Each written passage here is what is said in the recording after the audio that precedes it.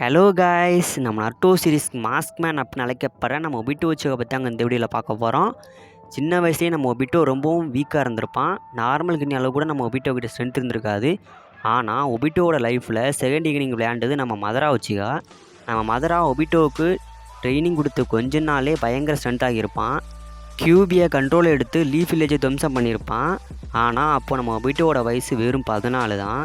குசினோக்கு பாதுகாப்பாக அவ்வளோ அன்பும் பிளாக் ஆப்ஸ் இருந்தும் எல்லாரையும் சைலண்டாக முடிச்சு விட்டுருப்பான். நம்ம எல்லோ ஃப்ளாஸ்க் அப்புன்னு அழைக்கப்படுற நம்ம மினாட்டோ நமிகாசி முன்னாடி ஒத்தாலாக நிற்கிறதுலே நம்ம லீஃப் வில்லேஜில் யாருக்குமே கிடையாது.